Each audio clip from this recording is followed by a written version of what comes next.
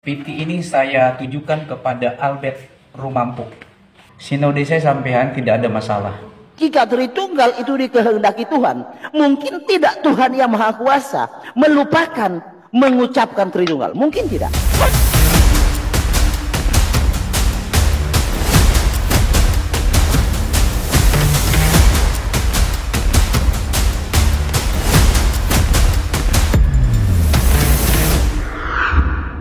Shalom semuanya. Shalom.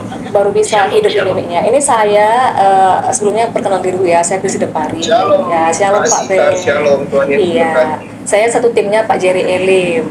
Jadi paham kita itu sama. Oh, puji Tuhan. Iya, puji Tuhan ya. Jadi tadi ada pertanyaan dari Bapak siapa itu kepada siapa kita itu ditebus. Iya benar, kepada Allah, di mana Yesus adalah Allah itu sendiri kepada dirinya sendiri. Nah, kalau kita lihat nanti ada filsafat Paulus di Roma itu dari dia, oleh dia, untuk dia. Jadi memang hanya dari dia saja. Itu filsafat Ya, betul, Paulus. Halo, shalom semuanya. Jadi langsung aja ya. Jadi kemarin itu ini ada satu pendeta yang namanya Pendeta Marpaung, Pak Ruben Marpaung. Jadi kemarin itu aku ada ngelihat salah satu postingan dari Bang Albert Rumampu. Jadi kita di sini dalam soal doktrin mungkin kita bisa berseberangan, kita bisa rivalan tanpa harus melibatkan sentimen-sentimen apapun ya. Oke, jadi ada salah satu postingan Bang Albert Rumampu ini yang bilang supaya Pak Ruben ini dilaporkan ke sinode. Iya, zaman now sekarang sebenarnya itu zaman now sekarang. Itu banyak orang yang udah nggak terlalu mementingkan lagi denom, nggak mementingkan lagi merek ya. Banyak yang udah gerakan gereja tanpa gedung. Jadi sebenarnya ya kalau misalnya kita mau kembali juga kayak zaman dulu persekutuan di rumah-rumah ya. Zaman dulu emang begitu ya, persekutuan di rumah-rumah, ada di bawah tanah, dan nanti kita mau menjelang akhir zaman ini masalah denom-denom dan ya lain-lain sebagainya yang seperti itu nggak terlalu gimana ya. Orang lebih mementingkan esensinya ya. Banyak juga sekarang misalnya antara kayak Trinitas dengan Allah Ehad atau Oneness, ada yang nggak mau pakai Oneness, ada yang nggak mau pakai JO, ada yang nggak mau pakai merek-merek tertentu gitu, tapi pemahamannya itu sama kayak kita, jadi bebas gitu. Aku rasa sih is oke aja, dan kalaupun misalnya karena kebenaran kita itu jadinya mau mengundurkan diri atau keluarkan, ya no problem ya. Yang namanya kebenaran itu tidak bisa diintimidasi karena punya otoritas sendiri. Jadi kemarin itu saya masuk ya, aku ajak salah satu partner aku, mentor aku Pak Jerry Elim ke live TikToknya Pak Ruben ini ya. Jadi di dalamnya itu ada beberapa tim kami kayak Raden Sudrajat, ada namanya Jason, dan di dalam juga kita cukup menarik di dalam itu ya, ada perdebatan antara orang Tri dengan kelompok kita Allah Ehad, dan di dalam itu kita bisa masukkan bagian-bagian dari filsafat teologis, dari sisi sainsnya, dan sangat menarik sebenarnya di dalam itu. Saya juga cukup belajar ya. Ini bukan pertama kali ada beberapa tanggapan dari pihak seberang, pihak rival ya dari Trinitas yang jatuh-jatuhnya itu komen ke lapor ke sinode. Sebenarnya ini tidak ada masalah ya untuk masalah lapor-lapor sinode. I think itu mungkin sedikit childish ya menurutku. Kecuali memang mereka jelas-jelas ya kita mengajarkan moral yang salah. Bagi saya Yesus itu, dan bagi kami Yesus itu adalah transmitter pertama yang meneruskan wahyu ke-12 rasul yang merupakan Bapa apostolik yang sesungguhnya. Mereka lah sebagai peletak dasar kekristenan. Nah, yang mendasarkan keteologian kepada parameter Yesus dan rasul ya, dan yang juga berdasarkan konsili Nikea. Ya ini kan tinggal di-compare karena nggak mungkin keduanya ini sama-sama benar. Antara paham Echad Ibrani dengan Trinitas yang berbias ke Yunani itu sama-sama benar. Pasti ada harus salah satu yang gugur. Nah ini yang perlu diuji. Ya silahkan klaim apa saja. Tapi kan untuk mengujinya itu kita perlu elaborasi. Well, bicara masalah bidan. Islam sebut Kristen itu kafir. Nah ada era di mana Kristen itu juga dianggap ateis oleh Roma. Ada juga era di mana Kristen awal itu dengan pengikut Yunani kuno atau Helenis, mereka tuh saling sebut ateis. Jadi orang Kristen era awal sebut kau tuh ateis sama pengikut kelompok Yunani kuno. Orang kelompok dari Yunani kuno juga sebut orang Kristen itu ateis. Ya. Jadi belum pernah ada gereja atau kelompok yang menganggap dirinya sesat sampai sekarang, belum pernah. Pasti semua gereja menganggap bahwa kami benar. Cuman satu yang berani menganggap dirinya itu sesat, itu ada namanya Andre Abad, itu ateis di Facebook. Semua pasti mau klaim bahwa kita ini benar, gerejanya benar, itu pasti. Nah, untuk mengetahui ini benar atau enggak, ini kan harus ada pengujian. Dalam pengadilan klaim itu nggak cukup. Kalau kita bilang misalnya kayak yang si sebelah itu kemarin, yang mengaku-mengaku mau dilecehkan oleh Pastor Joshua tuh katanya, itu nanti mau akan saya bukakan lagi. Dalam pengadilan nggak cukup klaim-klaim seperti itu. Harus ada data, harus ada penelaran logisnya, dan lain-lain. Harus ada penyidikan, harus ada penyelidikan. Istilah bidat kalau sebenarnya nggak mengganggu perekonomian kita sih is oke aja ya. Tapi hanya saja ini jadi menggerus kebenaran, dan yang paling disayangkan sebenarnya karena masalah perbedaan doktrin, kita itu jadi ada kebencian, sentimen-sentimen antar pribadi. Coba lihat para saintis itu. Ketika mereka itu bikin konsili, mereka berkumpul. Itu brain dengan brain.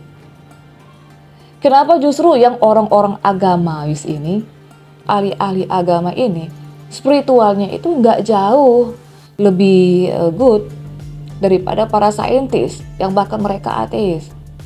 Sama-sama mempertahankan kebenaran juga kok. Sama-sama mengelaborasi juga. Kita semua ini sama-sama merasa sedang mempertahankan kebenaran kan?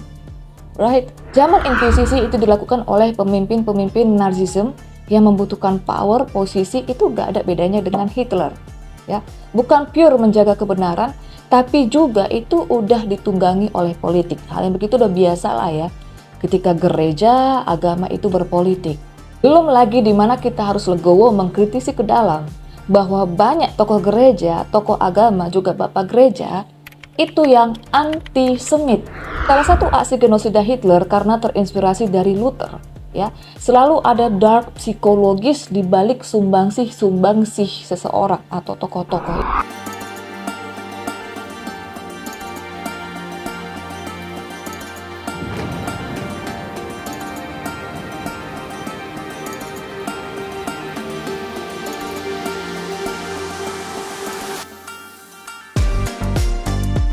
Protestan itu juga sebenarnya masih dianggap bidat. Itu Martin Luther sampai sekarang itu masih dianggap bidat.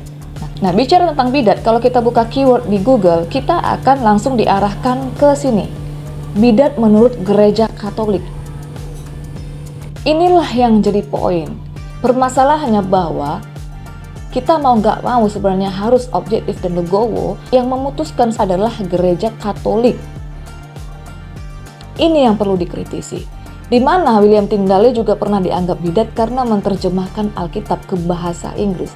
Intinya semua yang memberontak or nggak sesuai dengan Katolik itu adalah bidat. Termasuk rumusan dari Trinitas ini, dan ngerinya Tyndale itu dijatuhi hukuman mati dengan pencekikan dan dibakar di atas tiang.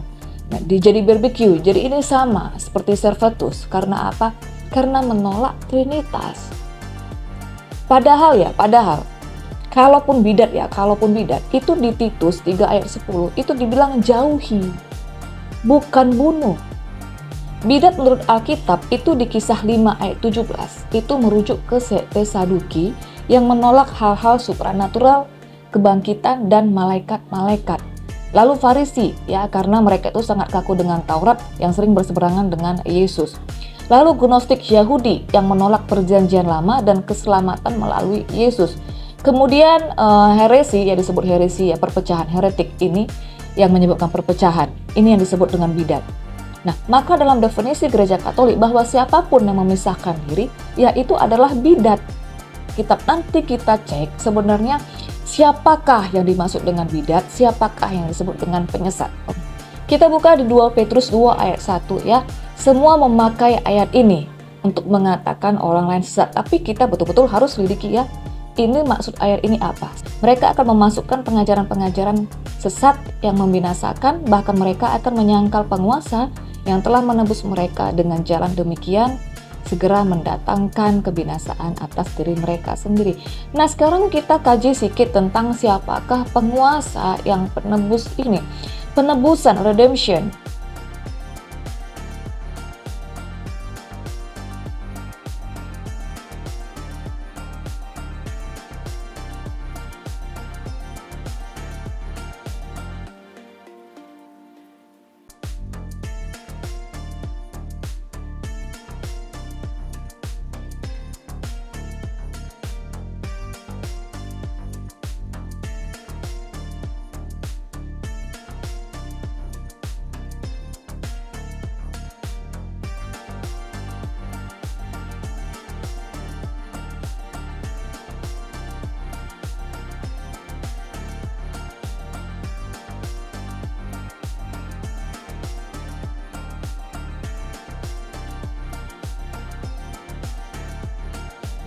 Di dalam Satanic Church, salah satu ritual mereka, salah satu tugas mereka di dalam yang diajarkan itu adalah penghujatan kepada Yesus.